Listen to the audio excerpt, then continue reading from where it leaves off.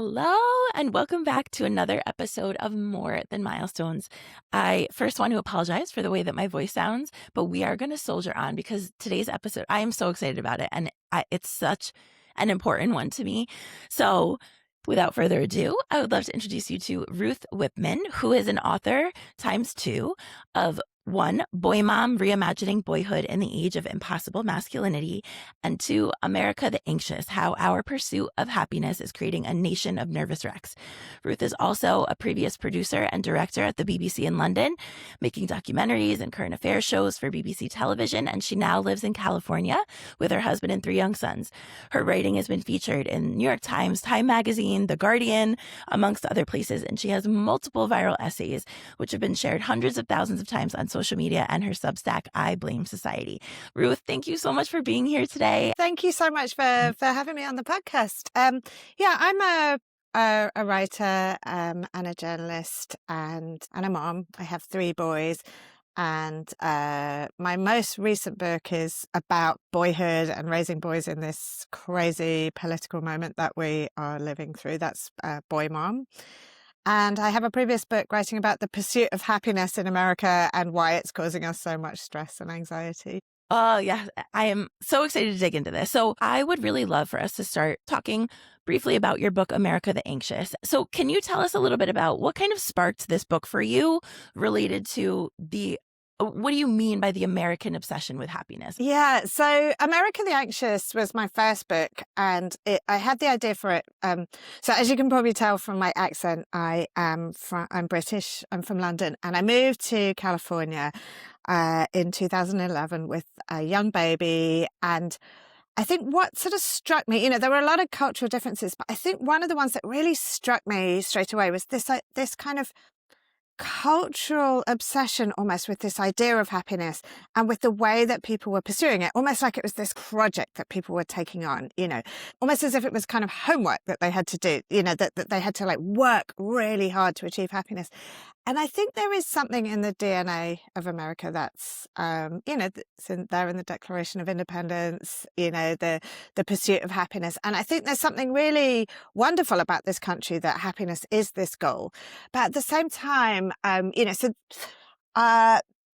was this idea of like, what's going on here? Is this really like actually working? Is this kind of cultural obsession with happiness actually making people any happier? And what I found in I went off on this whole journey and I researched it. I looked at religion. I looked at the workplace. I looked at self-help culture, wellness culture, et cetera, et cetera. And what I found was that the way that people in this country are kind of pursuing happiness often leads to more stress and anxiety than it does to the desired results. I found lots of different things in that, and it was a really kind of interesting and enlightening journey. But I think the key thing that I took away from it was that what all the research tells us about human beings and happiness, what helps human beings to be happy. There is like one very clear answer, which was sort of surprising to me. And that is that happiness comes from social connection, and relationships with other people. And I think where we were kind of going wrong, or where we are collectively going wrong in our pursuit of happiness, is that we kind of see it as this individual thing. We've got this very strong individualistic culture in the US, also slightly in the UK in a different way. But I think it becomes counterproductive. The more you see happiness as this like journey inwards, this like individual pursuit, the less time you spend looking outwards and connecting with others often. And that can end up backfiring. Yeah.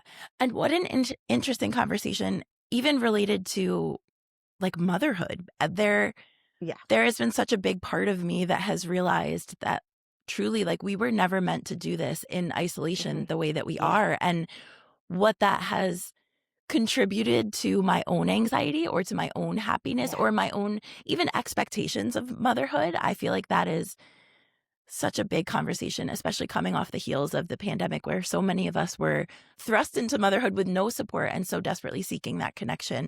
And I think it's also this idea of sort of optimization. It's this idea that is so deep rooted in American culture. This idea that you can have like work your way to becoming the most optimized version of yourself. And you see it in self-help culture, and you see it in parenting advice culture. This idea that we have this like huge amount of control over how our kids turn out, and we just have to work harder and try harder, and and optimize ourselves as parents and optimize our kids. And I think it can end up being a very lonely journey, rather than seeing this whole delightful project of being a parent, as something we do with other people, as a way of building our villages, building our communities, building a society together. There's something about sort of achieving the perfect motherhood and achieving the perfect possible child. Yeah. Now, for me, as you're saying that, I'm like, that is social media. But what is so interesting being on both sides of social media as both a Mhm, consumer and as a mhm, parenting influencer, quote unquote, where I am sharing information that could be really mhm. hypothetically adding stress to certain personalities' lives and certain Yeah. people's lives, even though that's not my intent. It makes me wonder, how much of a role do you think social media and kind of this portrayal of the perfect parent or of the happiest person or of the person doing all the self-help things, Mm. how do you think that feeds into our societal discontent and anxiety? I mean, Or it's do a you think it really does? interesting question. I think it's both, because obviously social media can also promote connection, and it's great to have. I'm certainly not saying no one should have access to information, and I think that that's really helpful, and that it can make you feel less alone to have generous influencers sharing their knowledge and their skills in a way that we might not have had access to in times gone by. But I think there is this culture of of optimization and of guilt around it, this idea that there is this way that we can do this, that we can do this thing, that we can be parents in this like perfectly optimized way, and we can get everything right, and then we will get the perfect child, and that we have a huge amount of control over that. And I think that's a quite stressful and quite lonely place, because if it inevitably doesn't happen that way, which it doesn't for many, if not most of us, then you start to sort of take it on yourself. It must be something that I've done wrong. And I think social media is just such a strange, like hyper real experience. It's not that any one thing on there is bad, or it's not that any one thing on there is something that you wouldn't have seen in previous generations. It's just the amount of information, the constant scrolling, the constant, I could do better, there's somebody with a more perfect life, the constant self-comparison, the constant kind of competitive edge to it, which I Yeah. think also, like my mum would have read like magazines, say, and I think there was always this idea that somebody in a magazine or somebody on TV is different from you. It's not something that you could see it as aspirational, be like, oh, I wish I could look like a model on, in a magazine, or I wish I could look like that person on TV. But I don't think you really saw yourself as actually able to achieve that. These were kind of celebrities off in the distance. And I think that social media culture has made this more of a like real life aspiration for like real people to think, okay, I could be that, where actually, these people, this is their job, this is their entire world that they're doing. It's not something that is really attainable for most people. Yeah. I mean, that I completely agree. And I also, again, like, just to go back to the the unattainability of that, like, that even for me, I would like to think that I show up as me, but Mhm. that's there, it's small pockets of my day, right? Like, there are so Right. many other things happening to me. There are so many other things that aren't what I choose to put on there. Like, I'm not getting on social media when I'm sobbing or feeling overwhelmed Right. about something or fighting with my husband. It's like, Yeah. it's an And intentional you decision. shouldn't have to do that, because like, no, you don't owe that to anybody. You don't Yeah, owe yeah, anybody this like insight into your every worst moment. But I think it can create, I mean, there's this, I don't know if you're happy for me to sort of share like my personal experiences absolutely. with Go this, for it. but Go for it. there's this, so I have 3 boys, and my boys are pretty like wild, and I've written about it a lot in my second book, Boy Mom. That parenting has been a joy in many ways, but also a struggle in many, many, many ways. And there's this one influencer on social media who has 5 boys, and she is like, and I have this weird like parasocial relationship with her where I'm kind of like slightly repelled, but slightly like obsessed. And like she has these 5 boys and she homeschools them all. I mean, I cannot wait to get mine out to school in the morning. I'm like, thank God, close the door. And I'm like, which is not to say that I don't adore my boys, but it's overwhelming and overstimulated. So she homeschools her 5 boys. They're always in matching outfits. She is always looking amazing and cute. She's always like, optimize, she's always working out. She's always optimizing everything. And I just see this and I'm like, partly I'm like, oh God, I don't want that life. It looks terrible. But partly I'm like, what's wrong with me that I don't have this life? And, it's so strange. And I know, obviously this is not a full picture of her life, but somehow I become more and more obsessive and she generates a lot of content. And I think it's like a not particularly like healthy mental space for me to Yes. be looking at it all the time, Yes, yes, 100%. I totally agree. And it's funny, there are people like that for me too, where it's like, it is that parasocial, like almost adoration, but then sometimes like not not anger, that's not the right word, but like you can't be real. Oh, like Right. Yeah.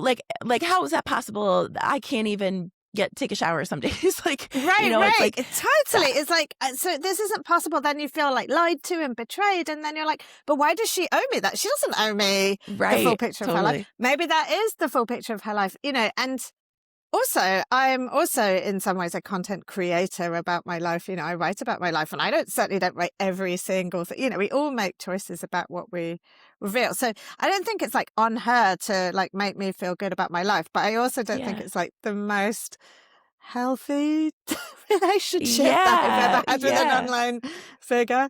Totally. I think that to me just speaks more to really like part of the root of the fact that many Americans are anxious and unhappy or just constantly feeling like there has to be something more. There like is this really kind of it? And okay, leading that into the bigger conversation about raising sons in today's society. I would love to dig into your book, Boy Mom, Reimagining Boyhood in the Age of Impossible Masculinity, in terms of anxiety, gender roles, societal Yeah. expectations, all of it. When you say contemporary boyhood, what does that mean to Mhm. you?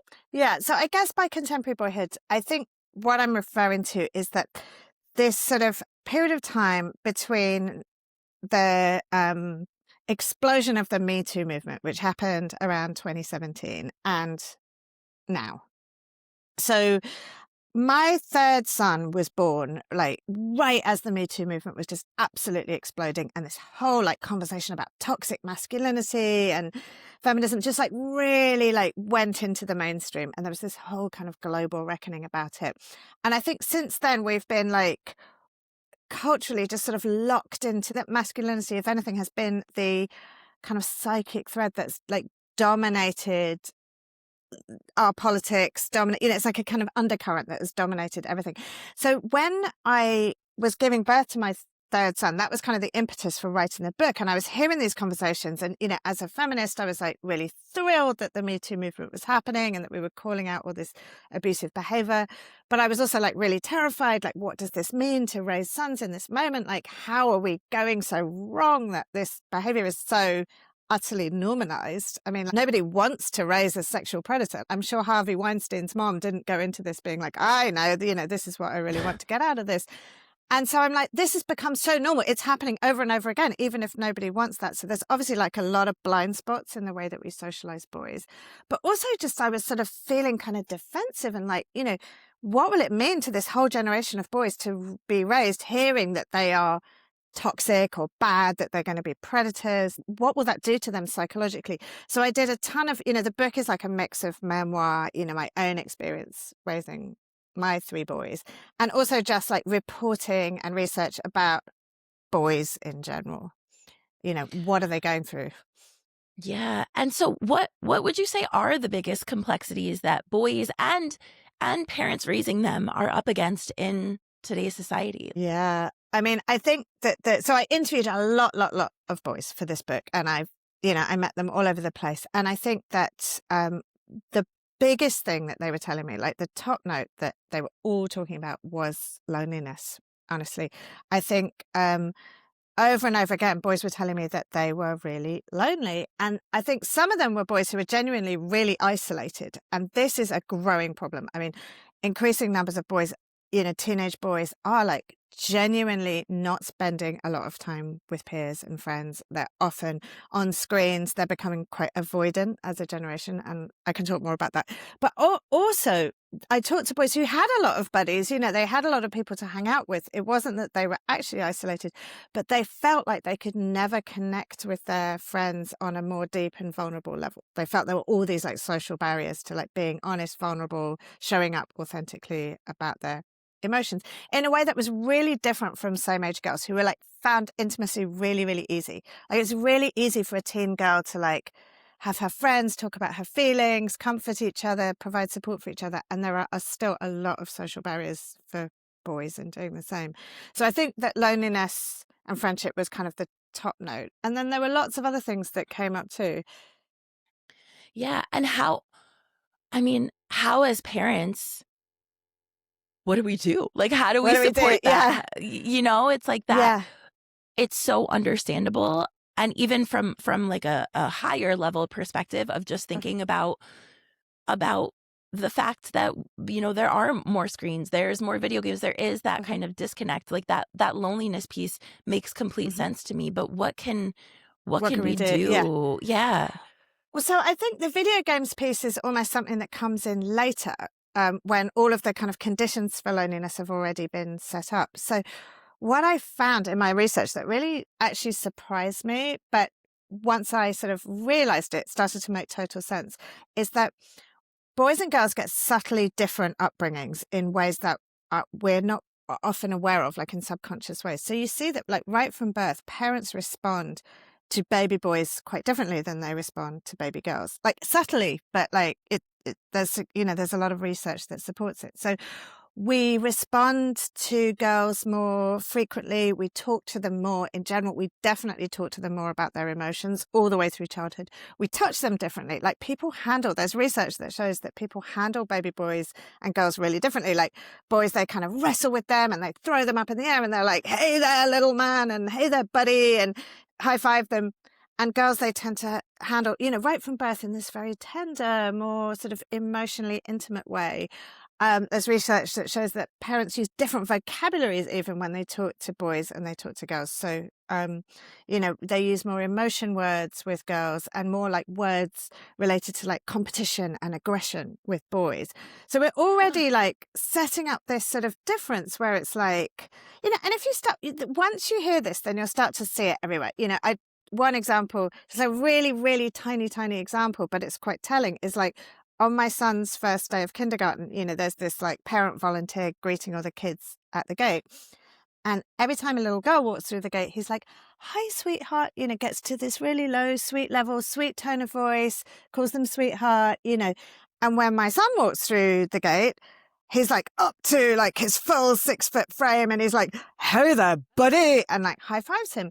And so you can see that just this tiny, tiny moment, which is such a nothing burger, so harmless, but like he's communicated really different things to the boys and the girls walking through. To the girls, he's communicated, your emotions and feelings are okay. And, we're here to nurture and take care of you. And to the boys, who are still only 5-year-olds, let's remember, he's communicated like, man up, your emotions aren't really like exactly welcome here. Time to toughen up and be a buddy. And, there's a kind of man up thing in it. Even it's so subtle, but if you think that that kind of thing is replicated millions and millions and millions of times in like every tiny little transaction that boys and girls have socially throughout their lives. So that is a big difference. Then also in terms of like the kinds of stories that boys and girls consume in like books, in TV shows and movies, like they get really quite different messaging about who to be in the world. So I remember an example of this was that I was in the bookstore with my sons and I saw this like magazine that was designed for young girls. And, it had like a pink cover and like a little sparkly like lipstick giveaway or whatever. And the main story in that magazine was like about a girl who'd been invited to these 2 birthday parties that were happening at the same time. And she was really worried that she was going to like disappoint one of her friends. So she made this whole show of like going to the first party, then sneaking out the back door, running to the second party, doing the whole thing there, sneaking back out, going back to the, like convincing everybody that they were at, that she was at both parties. And as I read this, I was like, there are no stories like that with a boy as the main character. There is no communication to boys that they need to be a friend in that way, that they need to like track what everyone else is feeling. My son will never read a story about a boy who's so worried he's going to disappoint his friend that he'll like do this whole like emotional labor Yeah. thing. And and then, I realized that all the stories that my boys consume like naturally are battles and fighting.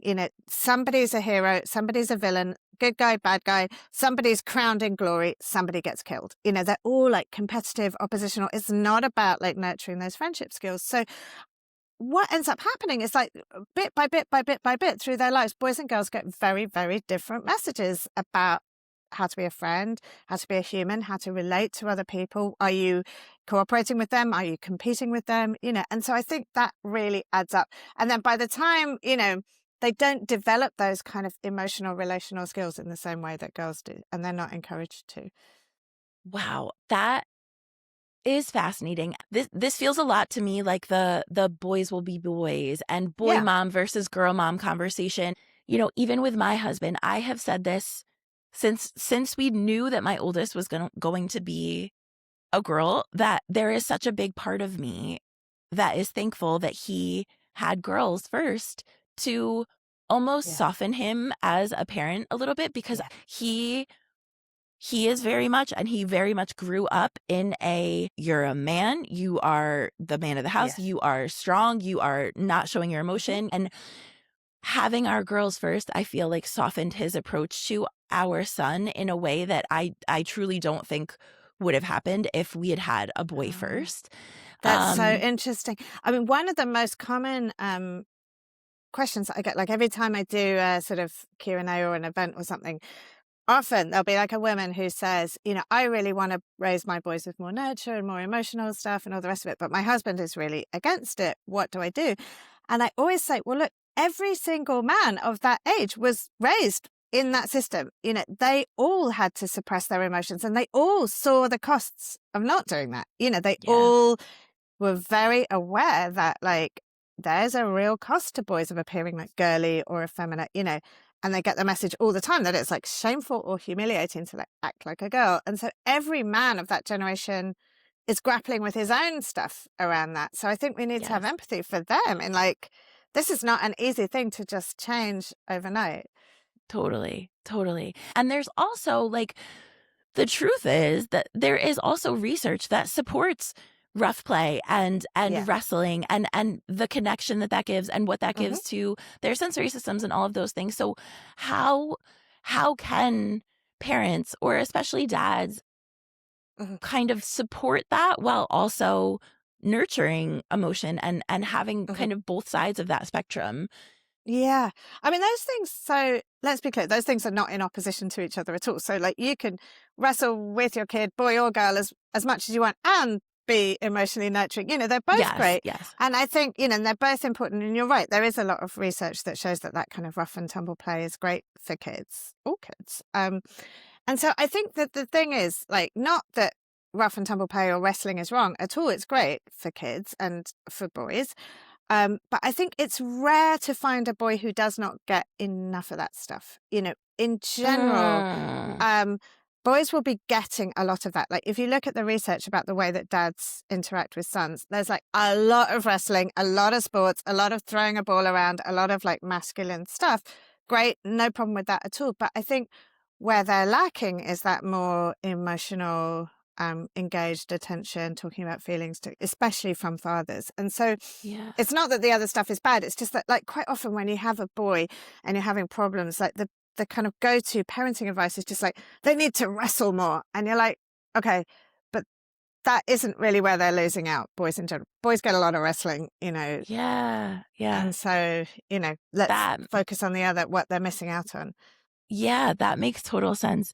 And now, so where where do you see, or what do you find, or what did you find in your research were the best ways to support authenticity and that emotional growth Mhm, and not moving towards that isolation as boys get older, like really mhm, fostering that from the start? Like what would be your top, and I want to talk in just a minute about nature versus nurture, because I know obviously mhm. that's a huge part of the conversation as well. But Yeah, how, what are the practical ways that parents can support that from a young age? yeah. So I think this is not going to be a very satisfying answer, but I think it is the only honest answer, which is like it really is just about building the best possible relationship you can as your authentic self with the actual child that you have, and not the one that you kind of want to have, or the one you wish you had, or the one that you think with the right feminist parenting will emerge. It's like looking at the child in front of you and thinking, who are they? What do they need? How can I best, build that bond, build that connection? And so I think it will look slightly different for every child, but it's like, um, you know, sharing, sharing their interests, sharing your interests with them, showing up for them, being with them in their difficult feelings, listening, not dismissing them. I think with boys, quite a lot of the time, what tends to happen is that we kind of code their um, emotions as like anger or bad behavior, and like we discipline them rather than like approaching it as an emotional problem. And that might be partly because of the way that those emotions show up in boys is less often more angry seeming than floods of tears, not always but often. And I think that then we kind of get into these cycles of like trying to discipline them rather than relate to what's on underneath. I know with my own sons, when I sort of read all the research on this, um, and there's also sort of really interesting brain research which shows that boys are actually more emotionally vulnerable than girls. They're born with their right brains, which is like the part that deals with like emotions and attachment and emotional self-regulation. Their right brains are very immature compared with girls' brains. So Huh. they often find it harder to regulate their emotions right from birth all the way through. And I think once I saw it as that rather than as like, you know, deliberate like bad behavior or tantrums or obstructiveness or whatever, then it enabled me to relate to my own sons in a much kinder, more generous way, which massively improved my relationship with them. I mean, I think Wow, for yeah. me, we had got stuck in these like cycles of like endless sticker charts and consequences, and like our whole relationship turned into this like transactional thing where it's like, you do this, I'll give you this, you don't do that and I'll, or you do this bad thing and I'll take this other thing away from you. And I think that's not really how you connect as a human being. And the more that we can just like see them as full complex emotional beings, the better our relationship will be. Yeah, yeah, wow. I I can't help, thinking of my husband, being of that generation, Mhm. for him to support my son in those ways takes a lot of intentional effort on his Yes. part as well. It's Yeah. very, very Yeah. foreign to him, and Yes. typically in those moments, I will step in for him Mhm. if he needs me to, because his go-to is stop crying. It's like, you're fine, don't cry, Mhm. like Mhm. kind of stuff it down. And we often talk about it after the fact and kind of like maybe what he could have done that was different or whatever. But Mhm. when we, and myself too, like when we're also humans going through something for the first time Mhm. and trying to like regulate our own emotions in a way that we're not Yeah. used to, or respond in a way that we're Totally. not used to being responded to, like that's that's hard, that's It's really hard, and I have so much respect for all the dads who are trying to show up and do this differently and yeah. learn new ways. I think it's really hard. And, it's not just that they weren't taught this stuff, it's just that there were real consequences for their generation and for the current generation of like not doing that. Yes. If you cried, if it wasn't just like neutral, that was like Uh-huh. shaming. And, and so they've learned these ways to cope. And I think that a lot of men of our generation, my generation, have a lot of trauma associated with masculinity and masculinity norms and what was expected of them. And that's hard. They're going to their own go-to that kept them safe as kids. And so Yeah. I really admire and respect the men who are doing it. And look, all of us, mothers, fathers, all parents are imperfect. We know this, and we just have to keep doing our best. There's no such thing as a perfect parent, but keep showing up. Yeah. And I think one thing that's really powerful to a kid is like admitting that we got it wrong as well. And like going to a kid and say, look, I told you to stop crying. And actually, I regret that now. And I'm sorry. And it's totally fine for you to cry and show your feelings, Yeah. Absolutely. Absolutely. after the fact. So now we've talked about it a little bit, but going into nature versus nurture a little bit more, because I Yeah. think part of this that is hard too is that you can be doing the hard work in your home and with your child. But the reality is, when they're going out into the world or when they're going to school and they're Mhm. having those interactions throughout their day, like you had mentioned with your sons, like, how can we combat that? And like, what is it that Yeah. we are not teaching boys about being human Mhm. across the board, like in all of the settings, not just within our homes? Yeah. It's a tricky thing because so the way that I like to think of it is like, I believe that really meaningful cultural change is possible. And the reason why I believe that is because we've seen it. I went back, I don't know if you've seen on Netflix the documentary about Victoria Beckham. I don't know if you're I haven't, there's no. okay. So I don't know, posh spice. Anyway, so but basically it doesn't really matter who she is. But the point was that she was a big, big star in the 90s, and Yeah. she was kind of hated by the press. And I went back and I watched this documentary, and it was absolutely normal. Like, they had all these archive clips on primetime TV in the 90s to like call a woman like a common little, or like to that she was weighed on primetime TV after she had her baby. They weighed her to see if she'd lost the baby weight. And it was all this hilarious.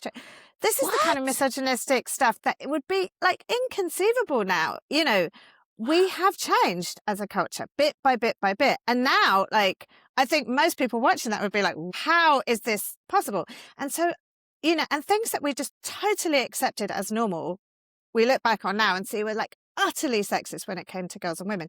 And I think there probably were like many families being like, well, I you've got to be thin and pretty and keep your weight down because and it's only like protecting her in the outside world because everybody else is going to judge her, so let's just call her fat. And these kinds of messages that we gave to girls as normal. So what I'm trying to say here is that because it's hard doesn't mean we shouldn't do it, because it goes out of step. Mhm. It takes all of us like working bit by bit by bit to change the culture, Yeah. to give the positive messages, to reframe things, to name the problem, to call it out when it's sexist, rather than just being like, well, everyone's going to shame him for it, so let's not do it. This is Yeah. important work. Yeah. Absolutely. And so obviously there is both there, right? There is nature and there's nurture, but truly, Yeah, like, we can make an impact and make big definitely. changes. Now, Hmm. is there anything beyond what we've talked about already that you feel like, as a takeaway for parents, is so Hmm. important, or a Hmm. tip for parents in terms of fostering your boys' social emotional development, Hmm. and really like helping start the process of reimagining boyhood and what that means? Yeah, so I think it's about the time that we make with our kids. And I think that like 95% of that will not be about like addressing issues about feminism or patriarchy or whatever with our kids. I think like, or, you know, toxic masculinity. Most of it will just be in the day-to-day work of just connection and relationships. One thing we haven't really talked about is screen time. And, Mm. everybody will have their own experience with that, their own struggles, their own whatever point of view. Let's talk about it My though. Let's talk Okay, about it. yeah. I mean, so I think there's a sort of current for a very extreme version of this at the moment, which is just like kids should have no screen time. And I think that is really, really hard for most parents. I wouldn't be able to parent that way. Mhm. Um, some people can, but I like I can't. think often I'm like, parent, that's our village. We don't have like That's our babysit. Like, give us, if you want us to not use screens, give us some affordable childcare and like give us some Exactly. like social support, because Yeah, we haven't got much else. So totally. I am not, and I think that there's a lot of shaming of parents where there should be like more focus on tech companies and all of this. Anyway, that isn't to say that just go for your life and just like leave your kid on a screen all the time. Where I landed with it for myself was that like I need screens. It's part of their world. We will have some screens in our life, but we have to make sure that we really intentionally make as much time as possible for screen-free connection with other kids. Because I think what ends up happening is that they lose, and especially boys, and there's data on this, they lose the muscle for interacting in person. And so with my own kids, I'll Mhm. be like, we'll have kids over and, there's like a million toys and games and we have a backyard, all of this. And they'll just be like wandering around going like, when can we play video games? When can we play video games? And I think it's really uncomfortable for me. And I'm worried that other kids won't want to come over. But I've had to be like, nope, we need to have in-person time that has nothing to do with screens, and they need to develop that muscle to like play, to interact, to socialize, to talk, whatever it is that they do without the screen. And when I stand firm, they do learn it. They really do. They're like, Yeah, but it involves like overcoming some real, yeah, like excruciating moments. yeah. Now, out of curiosity, when I think of many of the boys that I know, my friends' kids, who are Hmm. kind of past the stage that my son is in, because he's only 4, Okay. and I feel like at this stage, for me at least, it feels a little bit more natural to support his emotional development. Like, it Yeah. doesn't feel very complex to me, but when I think about a lot of these other boys, a lot of the interaction that they are getting in person with Hmm. other boys their age is, like, on sports teams, in Hmm. athletics, where kind of Hmm. that undercurrent is still Hmm. competitive and it's still Hmm. that, like, masculinity. Yeah. Do you have Yeah. any thoughts on that? Yeah. Would you consider that, like, quality time off of Interaction. screens, you know? So this is a controversial thing that I say, and not everybody will agree with me, but I think that American boys play a little too much many sports, or not too I many different agree. ones, but they spend too much time playing sports. That is not like, sports have great benefits, like physically, mentally, sports are great. But I think that sports culture in America has gone crazy to the point where, sometimes it's really, really hard to organize hangout time for my kids because their friends are playing so many sports. They play like Mhm. my son's like two best friends, one's in like baseball, one's in soccer, and they play pretty much every single day for hours. And like those things are great, but I think this is just way too much for an 11, Mhm. 12-year-old to be focusing on one thing. And I think boys desperately need like unstructured social time to like learn those like soft skills of like managing a conflict, thinking about what somebody else wants to do, compromise, thinking about someone's feelings, and that's something that's really hard to achieve in this extremely structured environment of a sports team, which you're Mhm. right, it's competitive by nature. So sports, great. But again, it's sort of like the wrestling thing. It's like, I don't think there are many boys in America who are not getting enough. Well, okay, let me rephrase that. There are probably many boys who don't have the opportunity to play sports, but I think in general, we're veering too far in that direction, and it would be really helpful for boys to have some unstructured time and some other types of activities as well. What about the arts? What about music? What about dance? What Yeah. about all these other kinds of parts of the human experience? I think boyhood is so dominated by sports that Yeah. it's maybe not the Y most well-rounded. yeah, even just the dynamic of being part of a household, like, 2 of my kids are reaching the age where we are starting to explore some after-school activities, but even the time that that takes away from family time, or the ability to, So like, true. sit down and Yeah. connect and not be, like, rushing to do homework, rushing to Yeah. out the door for dinner, like, even just 100%. sitting Yeah. as a family and, like, reflecting on your day, I feel like this Yeah. And is just sort of such an learning to be a person in community. You learn that absolutely in your family, in your community, yeah, with your friends, in this way that like we've developed these like super rigid schedules, and all yeah, of it is or for boys at least, it's so heavily dominated by this activity that is like so competitive, so, you know, so interesting. structured. So what would you say for parents who, let's say they're like, "My son loves it though. He wants to be doing all these sports. He wants to be Mm. doing all these things." Mhm. do you feel that there is a way to achieve it all, right? Like Mm. to not listen to this conversation and be like, well, shoot, now I can't let my kid Mm. play sports, or well, I can't do shoot, now my anything. kid Yeah. can't do screen time. You Yeah, know, like it's so I think, look, all of this is a juggle. And look, I don't want it to sound in any way like I have this all figured out with my own family. You know, it's a constant process of like a little too much this, pull back a bit on that.